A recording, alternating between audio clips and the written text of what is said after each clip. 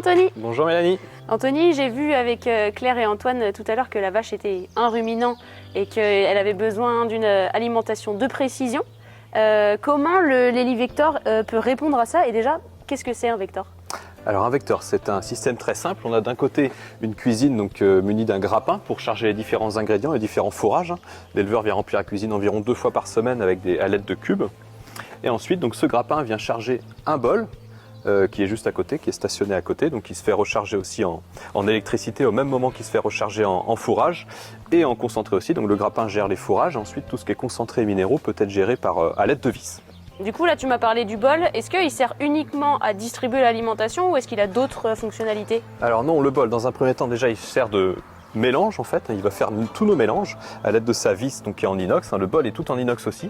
Et il est muni donc, de 7 couteaux pour avoir une bonne texture de ration et d'un contre-couteau qui est réglable en 3 positions différentes en fonction du type de ration qu'on souhaite avoir derrière. En fonction d'une ration peut-être vache, on va demander au contre-couteau d'aller moins profond et moins longtemps. Et une ration plus fibreuse, on va demander au contre-couteau d'aller beaucoup plus souvent. Donc il sert à mélanger, ensuite il va prendre sa route, il va se déplacer entre tous les bâtiments donc à l'aide tout simplement d'une bande en béton. Lui il a besoin de rien, après il suit les bandes en béton et quand il arrive dans le bâtiment il suit les cornadis avec l'aide d'ultrasons. Et donc là quand il arrive devant les animaux, il va distribuer bien sûr, c'est son deuxième rôle très important. Donc il a un aimant à la sortie au cas où il y ait quelques limailles, l'aimant va servir à ça. Il distribue, il ouvre sa porte, donc il a un rouleau démêleur à la sortie et la vis se met en route. Donc il se sert de ses batteries seulement pour le déplacement donc dans l'exploitation. Avant, tout ce qui était mélange, qu'on parlait tout à l'heure, est fait sur le secteur. Il ne tire pas sur ses batteries, donc il consomme très peu, il utilise très peu ses batteries. Et donc il a son rôle donc, de mélange, de distribution et de repousse. En même temps qu'il va les distribuer aux animaux, il va repousser donc peut-être devant l'auge où il va distribuer, mais aussi devant tous les auges où il passe sur cette même route. Et est-ce qu'il n'y a pas une particularité justement sur le bol en plus de tout ce que tu viens de me dire? Alors si, très bonne question. En effet, notre bol est muni d'un laser. Il mesure bien sûr à l'auge, donc à chaque fois qu'il repasse devant les animaux, il va mesurer ce qui reste à l'auge et c'est lui qui va prendre la décision s'il doit en redistribuer ou pas aux animaux, en fonction du seuil qu'on lui aura prédéfini devant les animaux. Ce qui nous permet d'avoir toujours une ration fraîche, on a toujours un filet de nourriture devant les animaux. Dès qu'il en manque, il redistribue, s'il en manque pas, il redistribue pas. Et du coup, ce laser, est-ce qu'il existe sur d'autres machines ou c'est le seul à Alors l'avoir? non, on est vraiment les seuls à être vraiment un robot d'alimentation. On n'est pas un automate, on est un robot d'alimentation. C'est vraiment l'Helivector qui va prendre la décision s'il doit en redistribuer ou pas.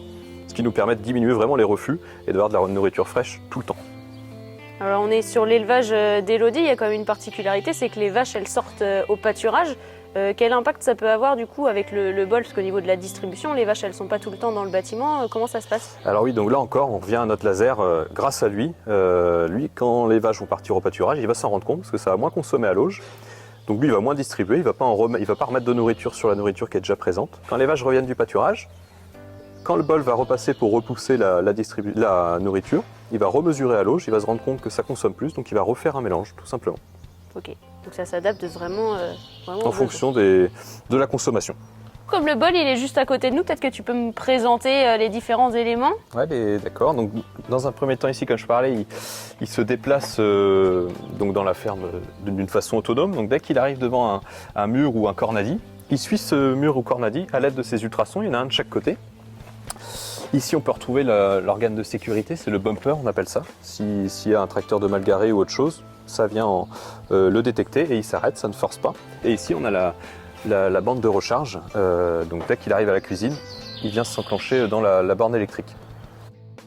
Je vois que tu as ton téléphone, ça veut dire que tu peux prendre la main sur le bol et le gérer? Alors oui, tout se passe sur une application. Là, je peux par exemple ouvrir la porte, c'est automatique. On peut prendre la main, pareil, pour le déplacer dans l'élevage, si besoin. Donc on a la porte ici, on a un rouleau démêleur à la sortie, donc il se met en route pour la distribution. Et on a juste en dessous, donc comme je parlais tout à l'heure, notre aimant qui est juste en dessous ici, à la sortie donc des fourrages et juste à côté du démêleur. Et tout à l'heure, tu me parlais du laser, est-ce que tu as moyen de me le montrer du coup? Ouais, donc il est juste sur le côté là-bas. Je vais le faire tourner. Hop. Tac, et donc il est juste sur le côté ici. Je vais le montrer ici, donc on le voit ici. À chaque fois que le vecteur repousse le fourrage, la nourriture vient sur le bord ici et il mesure. Et il fait une moyenne ensuite de l'auge.